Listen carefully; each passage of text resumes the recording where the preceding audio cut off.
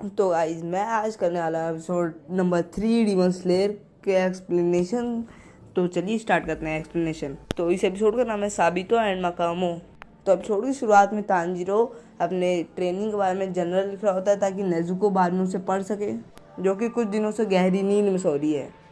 फिर सकोंजी तांजीरो को ट्रेनिंग के लिए लेके चलता है। फिर सकोंजी एक्सप्लेन करता है कि demon slayer corps ancient time से हैं, लेकिन ये ऑर्गेनाइजेशन गवर्नमेंट ने नहीं बनाई, और डीमन स्लेयर को लीड कौन कर रहा है ये भी कोई नहीं जानता। और डीमंस इंसानों को खाते हैं, और ये कहाँ से कब आएंगे किसी को नहीं पता होता। और इन डीमंस के पास अलग अलग तरह की पावर होती है, जैसे कि कोई छोटा बड़ा हो सकता है, और भी कई तरह की पावर होती हैं। और इन डीमंस की बॉडी डिस्ट्रॉय भी कर दो तो भी ये रिजेनरेट कर सकते हैं, जबकि किसी डीमन स्लेयर के पास ऐसी कोई एबिलिटी नहीं होती, फिर भी अपनी जान पर खेल के इंसानों को बचाते हैं। इसके बाद सकोंजी तांजीरो से कहते हैं कि वो एक डीमन स्लेयर ट्रेनर है, और भी कई सारे ट्रेनर्स हैं जो कि अपने तरीकों से अपने स्टूडेंट्स को ट्रेन करते हैं। और डीमन स्लेयर बनने के लिए एक फाइनल सिलेक्शन टेस्ट देना होगा, जो कि माउंट फूजी का सहने पे होगा, और तुम वो टेस्ट देने जाओगे भी नहीं या नहीं ये मैं फैसला करूंगा। इसके बाद तांजीरो जी तोड़ मेहनत करने लग जाता है। पिछले एपिसोड में जिन ट्रैप्स में तांजीरो फंस जा रहा था, अब उन ट्रैप्स को तांजीरो समझने लग गया है। अब उसकी सूंघने की शक्ति और भी ज़्यादा स्ट्रांग हो गई। जैसे कि तांजीरो जितना स्ट्रांग होते जा रहा है, लेकिन उसके साथ ट्रैप्स भी स्ट्रांग होते जा रहे हैं। कुछ ट्रैप्स तो इतने खतरनाक होते हैं जिसमें तांजीरो की कुछ गलती, एक सी गलती हुई और उसकी जान भी जा सकती है। और तांजीरो हर रात नेजुको के लिए जनरल सीखता है और उसको अपनी ट्रेनिंग के बारे में बताता है कि उसने आज क्या किया। कुछ दिनों के बाद तांजीरो की शॉर्ट ट्रेनिंग शुरू हो जाती है और तांजीरो तलवार लेके हाथ भागता है, लेकिन तलवार को हाथ में के भागने से उसकी स्पीड कम हो जाती है और ट्रैप में फंस जाता है। फिर सकोंजी उसको तलवार चलाने की ट्रेनिंग देना शुरू कर देते हैं। हर रोज माउंटेन से उतरने के बाद तांजीरो तलवार को तब तक चलाता है जब तक तलवार उसके हाथ से गिर ना जाए। फिर सकोंजी तांजीरो को बताता है कि धार वाली साइड से ही तलवार चलनी चाहिए, वरना वो हाथ से आसानी से टूट सकती है। तलवार की नॉलेज देने के बाद सकोंजी कहता है कि अगर इस तलवार को कुछ हुआ तो मैं तुम्हारी हड्डी तोड़ दूंगा। अगले दिन तांजीरो को टास्क मिलता है सकोंजी पे हमला करने का, जबकि सकोंजी के हाथ में कोई भी वेपन नहीं था। फिर भी तांजीरो उसे छू भी नहीं पाया था। ट्रेनिंग के बाद वापस आने के बाद तांजीरो देखता है कि नेजुको अभी तक सो रही है, जिसकी वजह से तांजीरो थोड़ा निराश नजर आता है। इसके बाद सकोंजी तांजीरो को टोटल कंसंट्रेशन ब्रीदिंग टेक्निक सिखाते हैं, और ये भी तांजीरो को वो सभी 10 तरह की वाटर ब्रीदिंग टेक्निक भी सिखाएगा। तभी सकोंजी तांजीरो को कहता है कि तेज सांस ले ताकि ऑक्सीजन उसके सभी सेल्स में जा सके। तांजीरो गहरी सांस लेता है, तभी सकोंजी उसको जोरदार थप्पड़ मारता है क्योंकि वो सही तरीके से सांस नहीं ले रहा था। इसके बाद सकोंजी तांजीरो को पानी से एक होने की कोशिश कहता है और तांजीरो को लात मार के झरने में गिरा देता है। ऐसे ही 6 महीने बीत जाते हैं और नेजुको गहरी नींद में सोई हुई थी। नेजुको को चेकअप कराने के लिए सकोंजी एक डॉक्टर को भी बुलाता है। तांजीरो को समझ आता है और सोचता है कि तांजीरो एक दिन एक सुबह उठे और नेजुको मरी हुई मिली। 2-4 महीनों बाद ट्रेनिंग के बाद तांजीरो ट्रैप से बचना और तलवार चलाना सीख जाता है। सकोंजी से ट्रेनिंग लेते हुए उसको 1 साल हो गया था।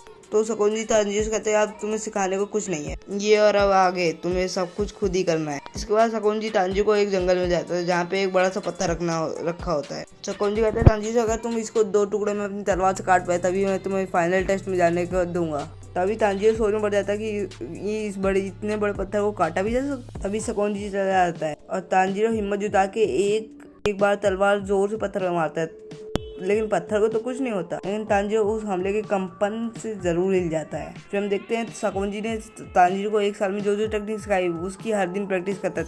तांजीरो दोबारा जाता है उस बड़े से पत्थर को काटने की कोशिश करता है, लेकिन इस बार भी उससे ये टास्क पूरा नहीं होता। इस वजह से तांजीरो निराश हो जाता है और सोचता रहता है, और जिसमें 6 महीने और बीत जाते हैं तांजीरो और कड़ी ट्रेनिंग करने लगता है, लेकिन उसके बावजूद भी वो बड़े से पत्थर को काटने में फेल हो जाता है। अब तांजीरो डिमोटिवेट फील करने लग जाता है। अब कहता है कि मैं बिल्कुल हार चुका हूँ, अब अंदर से टूट चुका हूँ। तभी तांजीरो अपना सिर जोर से जोर से पत्थर पे मारने लग जाता है। तभी एक शख्स की आवाज़ सुन के एक शख्स कहता है कि रोने से कुछ नहीं होगा।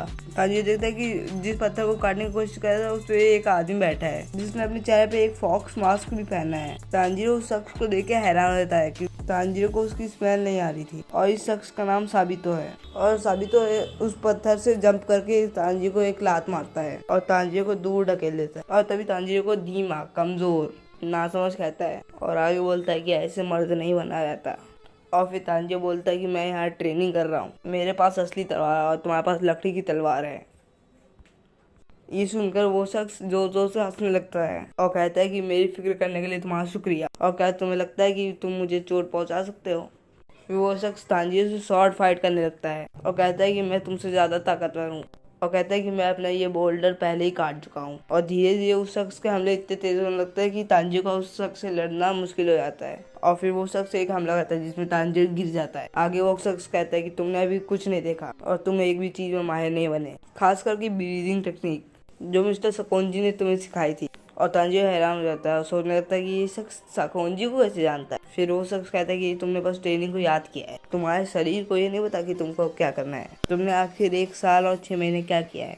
तांजिरो उस शख्स से कहता है कि मैं पूरी मेहनत से कोशिश कर रहा हूँ, लेकिन मैं आगे तक नहीं जा सकता। ये सुन साबितो कहता है कि तुम्हें आगे बढ़ते रहना होगा, उसके अलावा कोई और रास्ता नहीं है, दिखाओ मुझे तुम क्या कर सकते हो। और तांजिरो फिर जोर लगा के एक तलवार का हमला करता है उसके ऊपर, लेकिन साबितो ने एक वार से तांजिरो को नीचे गिरा दिया, जिसकी वजह से तांजिरो बेहोश हो गया। और वहाँ एक लड़की आती है और वो शख्स उस लड़की से कहता है कि मैं अभी ये तुम पे छोड़ता हूँ। वो लड़की अपना सिर हिलाती है और रात हो जाती है और फिर तांजिरो को होश आता है। वो लड़की तांजिरो से पूछती है क्या तुम ठीक हो, और तांजिरो उस लड़की से कहता है कि तुमने वो हमला देखा, वो कितना शक्तिशाली था, क्या मैं भी कभी उस लड़की जितना ताकतवर बन सकता हूँ। वो लड़की कहती है मैं तुम पे नजर रखूंगी ताकि तुम भी ये कर सकते हो। तो वो लड़की स्माइल करती है और तांजिरो मन में ही कहता है कि ये लड़की कितनी क्यूट है।